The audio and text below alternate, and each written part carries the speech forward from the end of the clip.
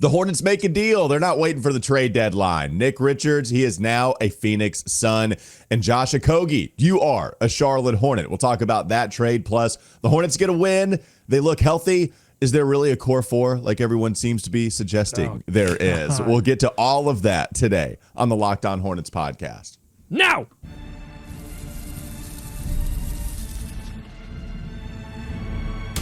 You are Locked On Hornets, your daily Charlotte Hornets podcast. Part of the Locked On Podcast Network, your team every day. In a minute, cuz we live.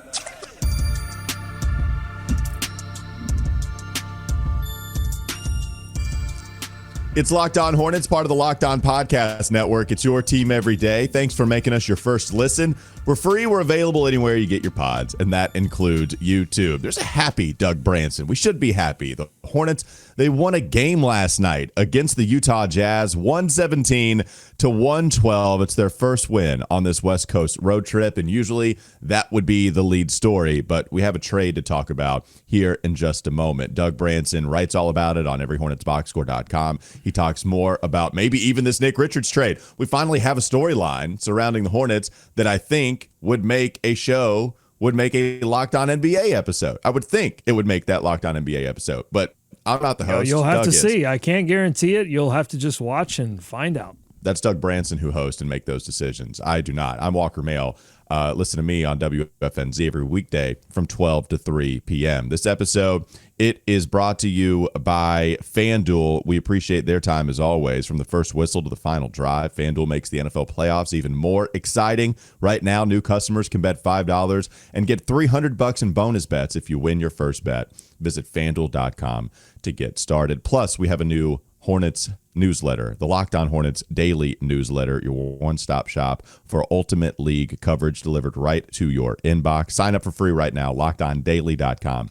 That's lockedondaily.com. Start your day with the all-new free Locked On Hornets newsletter. Yeah, we have a trade here. So when we were talking about whether the Hornets would stand pat, nobody really thought they wouldn't do anything. That's just not in Jeff Peterson's MO.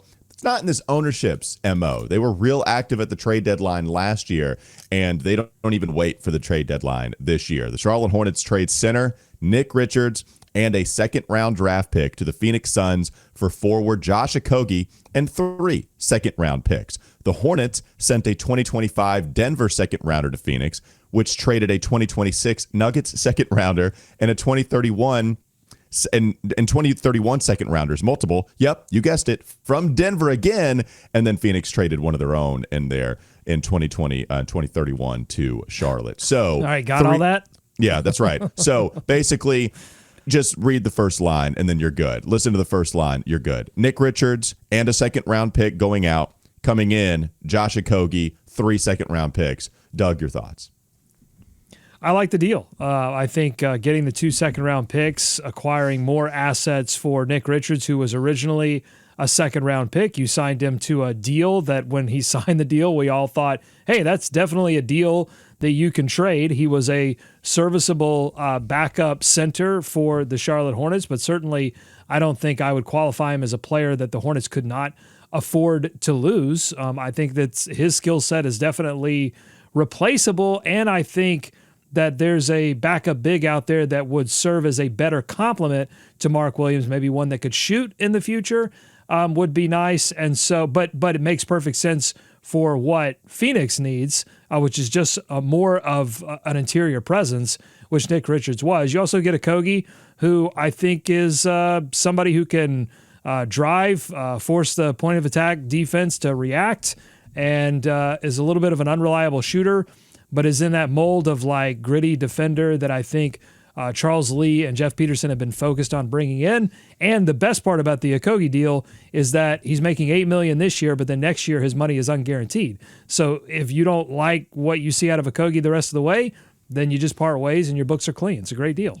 And we maybe thought that he would just be moving on as soon as they acquired him in this trade. We thought maybe there was a shot that they'd move on, but I think still a useful enough player to see like how this works out with this core, because he is a really good defender, and you see him going out on the wing can really guard your, I guess what, your smaller positions out there on the perimeter and maybe even guard one size up because he's a strong dude. Like, he's got a strong base, which is something I think Charles Lee would like to explore. But you're right. Offensively, there's just not a whole lot that he's going to provide for you. You see that the three-point shooting is pretty good this season, but it's an outlier, small sample size, all the caveats with the 38% three-point shooting season that he has right now. Just hasn't played a bunch for Phoenix this year, and it makes sense that they would be giving up an Okogie for Nick Richards. You look at, like, for instance, the advanced metrics for all of his shooting. I don't know if you've checked it out yet, Doug, but just a lot of blue and a lot of really dark blue, which indicates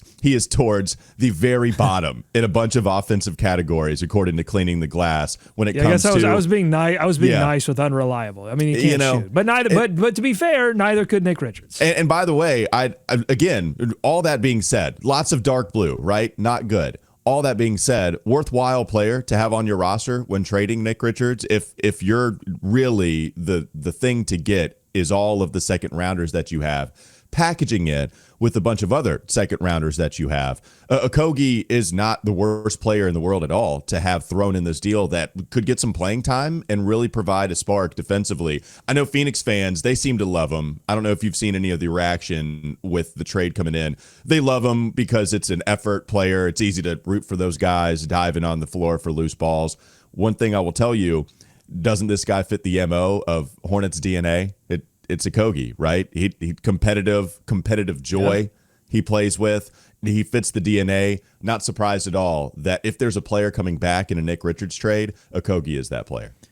Yeah, but this was about the second-round picks, and I think the 2 second-round picks that they netted are important because they're likely to miss the playoffs at this point, which means that the first-round pick for this upcoming draft that they owe San Antonio will, again, more than likely not convey, converting that into 2 second-round picks over the next couple of seasons. And so, that's a minus 2 second-round picks. You get 2 second-round picks, and, I think that's good. Again, asset collection.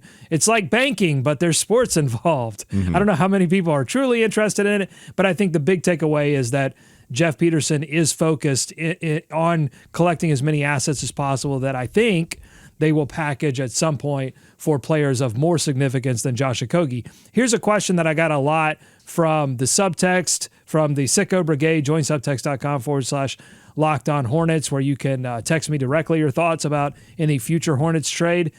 Could they have gotten more if they had waited? Because this deal is happening several weeks before the trade deadline, and a lot of people were like, hey, wait a minute, just hold on to Nick Richards and wait until somebody is even more desperate than Phoenix. I would have liked to have waited, but it feels like this deal got done because they played Phoenix a couple times in a row unexpectedly. And Jeff Peterson even mentioned that during a Q&A with media yesterday after they made this trade, saying we played him a couple of times, so things really started to speed up. To answer your question, yes, it feels like they could have waited, and I would ask, what's the harm in waiting just to see if there's something else that would have been on the table?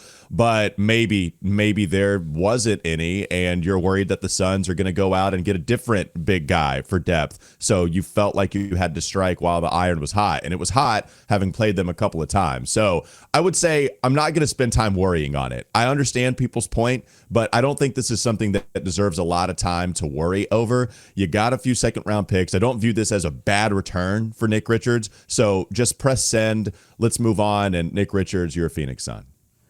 No, when you get 2 second-round picks for a player that you got value out of while he was a player and he was a second-round pick, that is a win. I thought 2 second-rounders was always going to be the value for Nick Richards, and so they got that. I would have been thrilled had it been 3 that they would have netted, but it wasn't. It was 2. And I'll say there was a harm in waiting because if a team is ready to deal, sometimes you just have to make the deal. This was a big criticism that I had of Mitch Kupchak, is that they just didn't get deals done. And I think a lot of that is timing, and a lot of that is striking while the iron's hot. And for Phoenix, they've got a bigger deal that they're working on with Jimmy Butler, and they've got a lot of financial hoops to jump through, most of those involving Bradley Beal.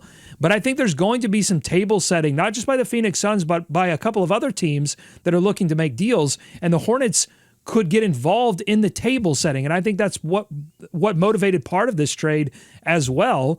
and then you do play them twice, and Nick Richards does play well in one of those games. And so, yeah, you tie all that up and you say, go get the deal done. That's the thing. It's like, would you rather have 2 second-round picks or 0 second-round picks? Right. And Nick Richards is still on the team. Yeah, I mean, plus, I wonder if there's a reputation, and I'm sure there is, that GMs develop with other GMs where they're just impossible to get a deal done with because at the last second, they want to throw something extra in there. It's very much like dealing with somebody that is really tough to trade with in your fantasy football league, where you feel like you have a trade agreed upon, and then they try to throw in, well, maybe if you throw me this in, then I'll do it. It's like, no, I'm not doing it. This is the trade we agreed to. This is what I want to roll with. And so I wonder if Jeff Peterson just builds a lot of equity with a lot of these decision makers by saying, hey, I'll take Josh Green for this many amount of second round picks. Okay, this is sweet. Let's just do it. I'm not going to finagle you anymore. Like, just go ahead and send it in.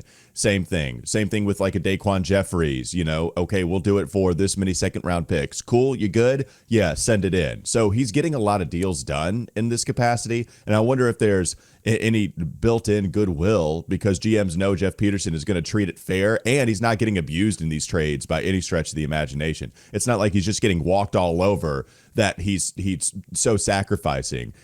Good deals. He agrees to them in a timely manner. And I feel like that's going to be good with networking, which seems to be a strength of his anyway. If anything, this is Jeff Peterson raising the flag and saying, hey, we're open for business. Like, I don't think this is going to be the last move. We can talk about that more coming up and get to some of your comments from the Sicko Brigade.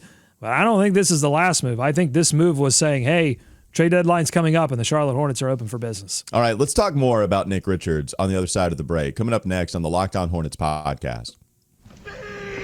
Bees everywhere! We should talk about Nick's tenure here. What did Nick Richards mean to this team during the 5 years that he played in the purple and teal? We'll get to that in just a moment here on Locked On Hornets.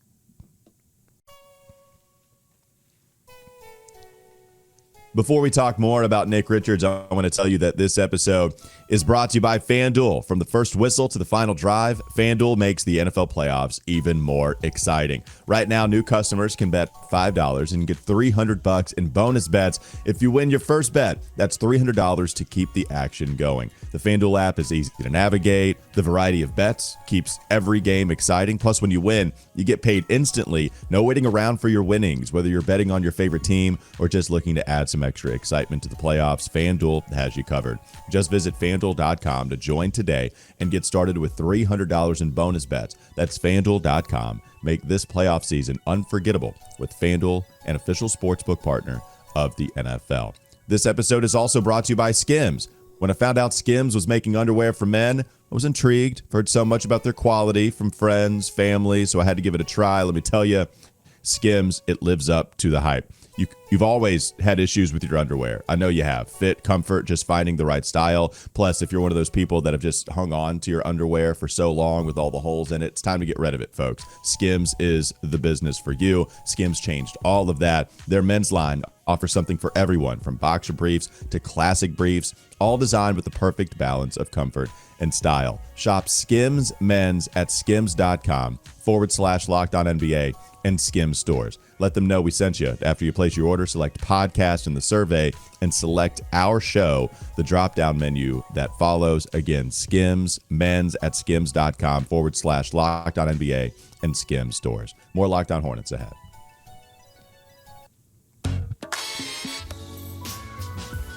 So Nick Richards, his time is over here with the Hornets, Doug. Really interesting tenure with Charlotte. So second round pick. Remember, they traded up for him when they already had drafted Vernon Carey, another big guy. Remember, it was the Vernon Carey or Nick Richards debate. Who was going to be the second round big they drafted? I remember that debate. It was furious. It divided the fan base. People were just going after it. It was brother against brother. So there was a debate between those two guys, Vernon Carey and Nick Richards. Nick Richards clearly wins out. We had the 120-point game from Vernon Carey against the Nets. After that, really, it was Nick Richards that lasted here. So you're talking about him having averaged 7 points over the 5 years that he played here for his career. He averaged around 9 points per game each of the last 3 seasons. He started 51 games last year because Mark Williams was out.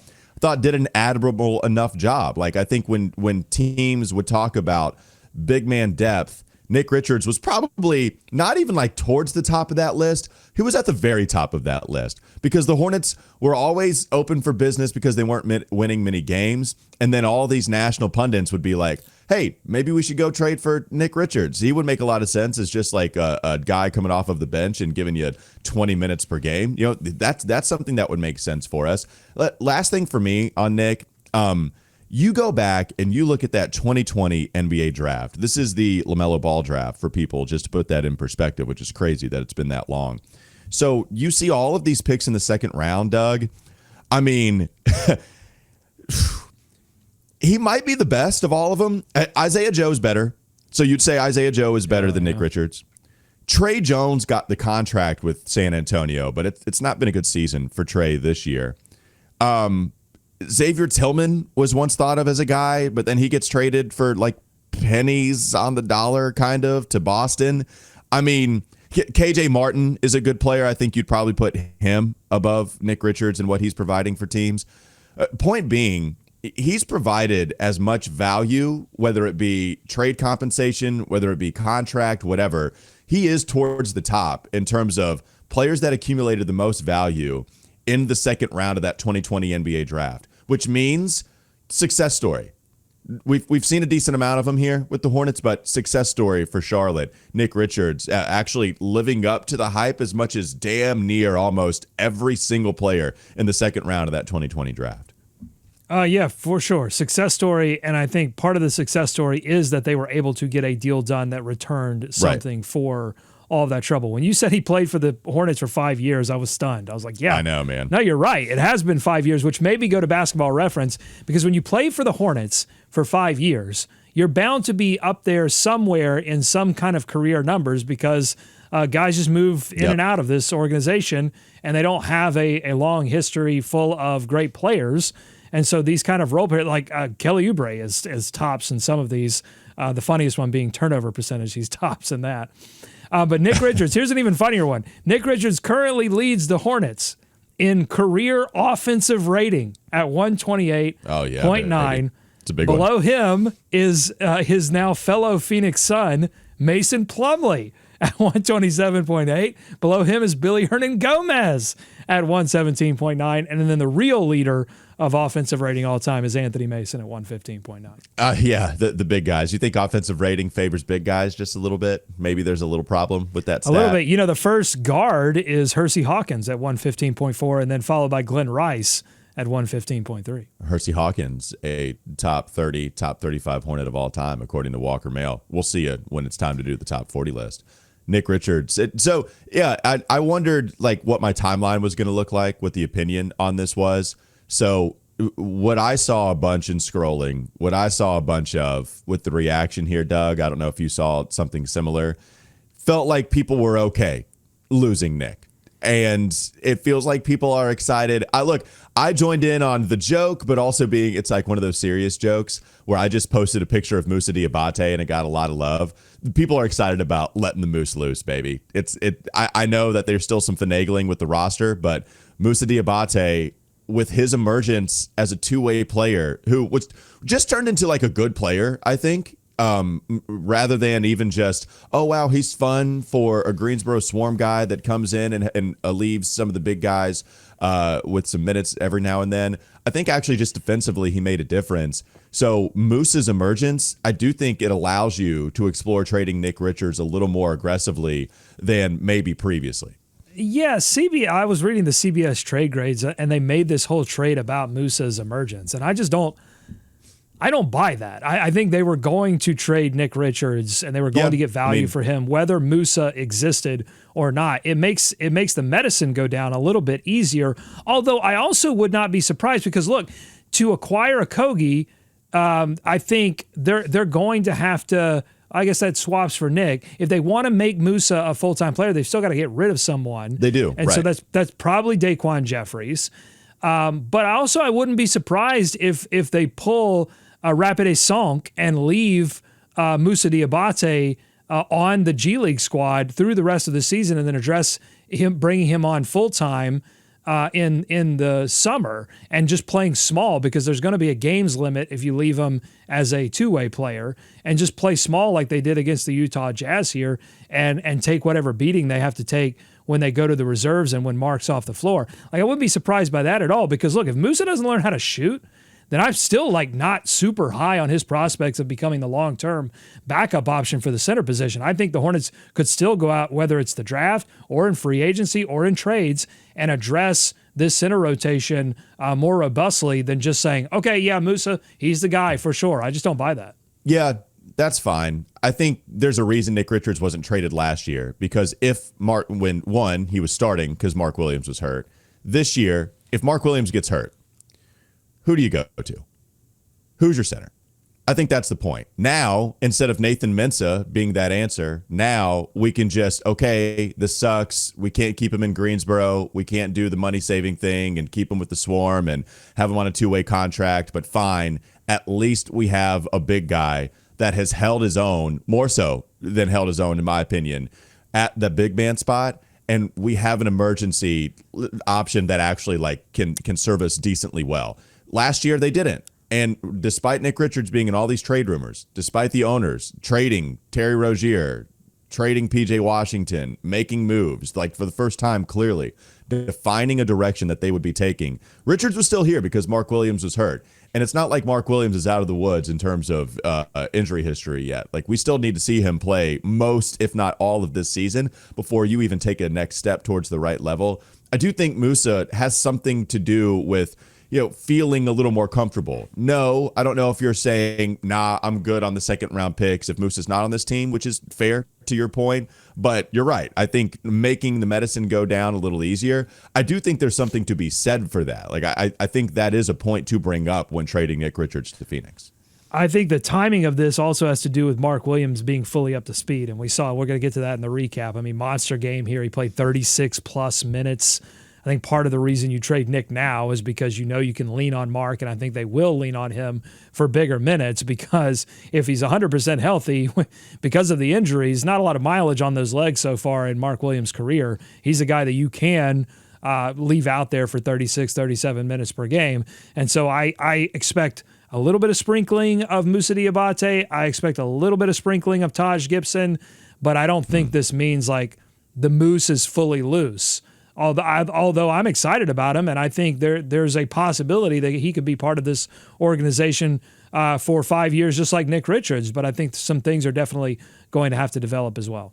All right, more to come on the Locked On Hornets podcast. Coming up next. Bees everywhere!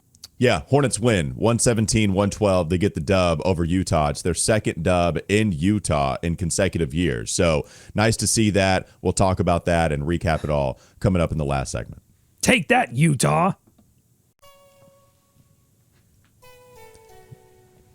This episode is brought to you by Robinhood. With Robinhood Gold, you can now enjoy the VIP treatment, receiving a 3% IRA match on retirement contributions, and the privileges of the very privileged are no longer exclusive. With Robinhood Gold, your annual IRA contributions are boosted by 3%, plus you also get 4% APY on your cash and non-retirement accounts. That's over 8 times the national savings average. The perks of the high net worth are now available for any net worth. The new gold standard is here with Robinhood Gold. To receive your 3% boost on annual IRA contributions, sign up at Robinhood.com/gold. Investing involves risk. 3% match requires Robinhood Gold at $5 a month for 1 year from first match. Must keep funds in IRA for 5 years. Go to Robinhood.com/boost. Over 8 times the national average savings account interest rate claim is based on data from the FDIC as of November 18th, 2024. Robinhood Financial LLC, member SIPC. Gold membership is offered by Robinhood Gold LLC.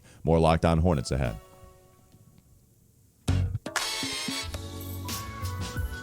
All right, before we talk about the game last night, I do want to tell you that if you are interested in going to Spectrum Center on Monday, perhaps, well, the Hornets finally, they play a home game after this long road stretch. They have one more game against Chicago, and then they come on home against Dallas January 20th. If you are among the first few thousand in attendance, look at this. You get a Brandon Miller bobblehead. Oh, look at that Brandon Miller bobblehead. That's right beautiful. there, baby. Here, I'm going to try to show it. Oh, Look at that. You got the good. city, the skyline in the background. Look at this. That's this is great. exclusive, Send me one. baby. Doug, you have one on the way. We are mailing that to you. So you will get a Brandon Miller bobblehead. If you want to hear, go big cam with me. We got to figure out. Hold on. Yes. Peasants, listen. Here, we're going to put it right here next to LaMelo. The LaMelo ball. That's very good. Russian nesting doll. There we go. There you go. And get there early. It's a 12 p.m. tip. It's the first time that the Hornets are playing on MLK Day at home in quite a while. I'm excited, dude. MLK, God, it's such a cool tradition. I love the tradition of playing matinee basketball on MLK Day. It's just, we've had some cool stuff happen with the Hornets on that day too, like Kemba Walker's performance we can remember. So against Utah, oddly enough. And the Hornets, they get a win against Utah last night. Real quick, though, before we get to that, I do want to mention that because we were talking about what we remember about the Nick Richards era, and I will remember Steve Clifford coming back to the team to coach for the second time, his first training camp. He comes out to talk to reporters, and he says essentially like, watch out for this Nick Richards guy. And you and I were both like, is he talking about the same Nick Richards? I haven't seen much from this guy in 2 seasons to warrant that kind of conversation from Steve Clifford. And then sure enough, he comes out of the gates in that season, puts up a 19-10, I think, and a 20-11 game in the first couple of games where we were like, whoa! And that was the start of Big Nick energy. And if nothing else, I loved seeing a guy like Nick Richards really like dig it out for the first 2 seasons and stay and work hard and stay committed and then break out in that third season. Because like the idea that Nick Richards had some trade value was not a given at all. Coming out of those first 2 seasons, we were like, okay, another second round washout. Here we go.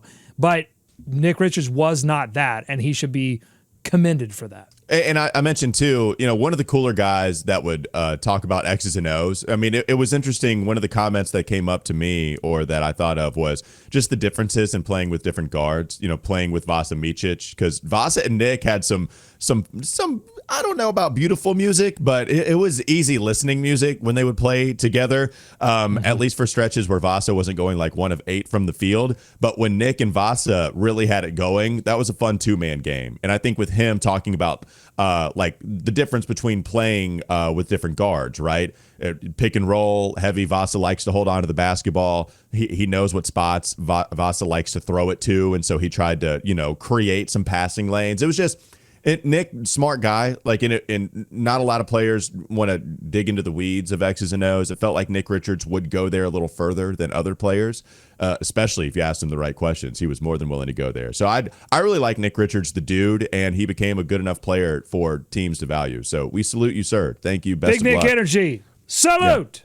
Yeah. And we'll always have Nick set the bleeping screen. Yeah.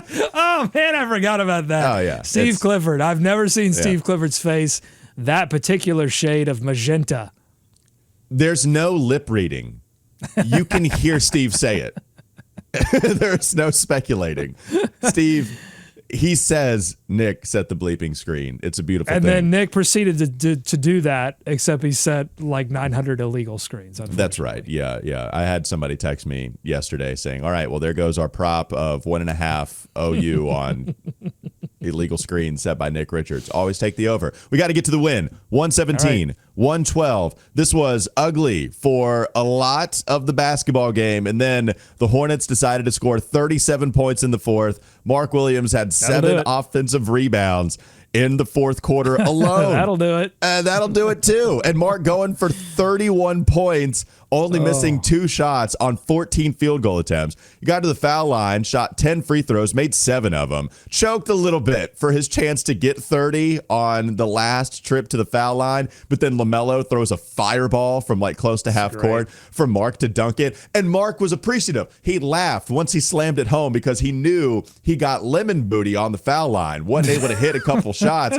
And then LaMelo saves him with his 30-burger. He saves a 30-burger for Mark. But Mark was excellent. I thought Mark was freaking fantastic defensively, offensively, even more so in the second half, honestly, than he was in the first half. And then you had your core 4 all go for 20 points last night. They don't have a core four. They're starting to put this on the graphic. Who did this? Who is responsible for this? They must answer for this. The Hornets won't, as a team, will not even admit that they have a core four. They won't even put Miles Bridges' name in the core conversations, the rare core conversations that they've had. And so the core four nonsense is going to be hilarious when they move Miles Bridges at this deadline or in the summer, because they don't have a core four. They at best have a threesome. But I mean, it's really LaMelo Ball and Brandon Miller. That's what they're building around right now, not a core four. Anyway, rant over. Right. Mark Williams was really, really good in this game. He was physical, he looked active,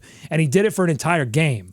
Like we saw a first half from him a game ago, and it was awesome. And then in the second half, he ran out of gas and was not playing well defensively. And this one, he puts a whole 36 minutes together. It was beautiful. I don't want to let what LaMelo did at the end of that game drop on the floor, though. That's a leader move.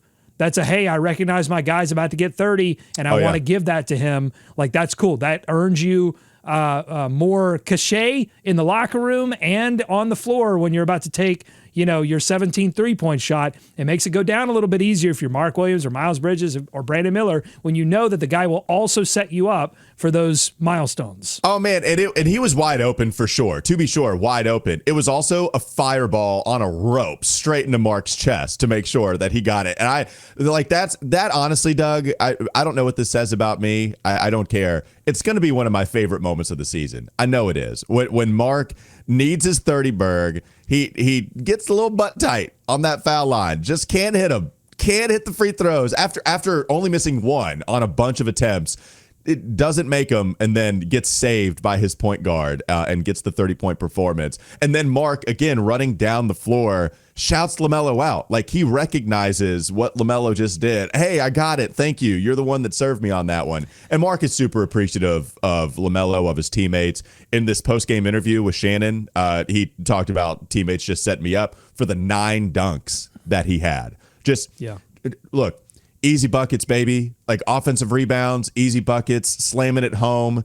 There's the tough shot that he hit going to the floor. He somehow still got over Walker Kessler. Beasted Walker Kessler. Like, there were more physical than Kessler in this game. And even the offensive rebounds that he didn't get, Doug, multiple possessions he kept alive. The Brandon Miller 3, or the Cody Martin 3, I believe it was. Cody Martin 3 taps that basketball in the air once, gets the offensive rebound a second time, saves his team 3 points on that possession when Brandon missed a layup for it to start. I can't say enough good things about what Mark did. I thought he was tremendous. They should have won this game by 1,000. The fact that they won by 5 is ridiculous. Utah was out. Talk about their core four. I mean, they were out essentially all of their good players, particularly the guard position. The Hornets backcourt turns it over 11 times. They allow 60-plus points in the first half to Utah. They did buckle down and get more physical defensively in the second half. And finally, I'll just point out that LaMelo Ball, in a game in which Mark Williams scores 31, Miles Bridges scores 25, and Brandon Miller scores 20, LaMelo scores 27, 6, and 9, and he only takes 9 3-point attempts. He only hit 2 of them. His 3-point shot, it's got to come back. It's got to come back. It will, but at least he limits the attempts. Mm-hmm. And he put his head down and he got to the rim and he got to the foul line a few trips. So salute to LaMelo Ball for adjusting his game based on the fact that his teammates were actually hitting shots. This is what I've believed all along. This is why I've been telling Tom Ziller and Howard Beck and all the real ones to shut it. Because as soon as LaMelo can get a decent team, he's going to transform himself into a leader, into a winner, because that's what he wants to be. That's what he is. And all of this talk is super ridiculous. But I also want to point out to the Zillers and the Becks of the world that Tijon Salan, 0 points in 13 minutes, minus 16 in this game. Nick Smith Jr., 0 points, 16 minutes, minus 13 in this game. Taj Gibson, 7 minutes, minus 16 in this game, 0 points. Seth Curry, 0 points. Vasilic, 2 points. Josh Green, 3 points. Cody Martin almost broke 10. He had 9 points.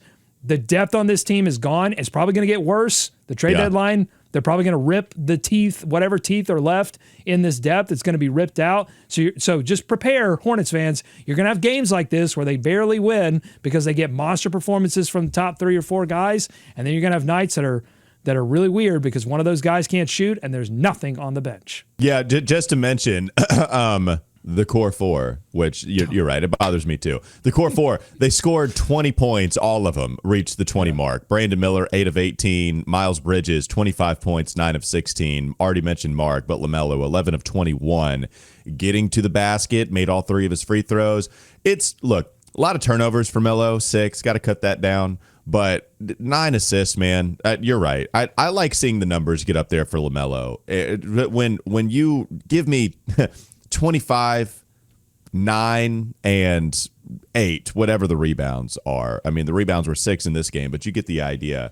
The assists being up, I think it just means that the team is playing better and that they don't have to rely on LaMelo nearly as much.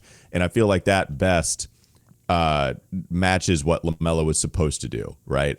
I think when you're talking about what LaMelo is supposed to do on a winning basketball team because he has help, because guys are making shots, the stat line looks a lot more like what it does here, maybe with the efficiency going up in future games, than what it does earlier where he's taken 30 shots a game because there's nobody else that you can trust. So, dicey fourth quarter, just score a bunch of points. I'm glad you get a win. I'm not going to take those for granted this season, but yeah, you're right. They probably should have won by 1,000.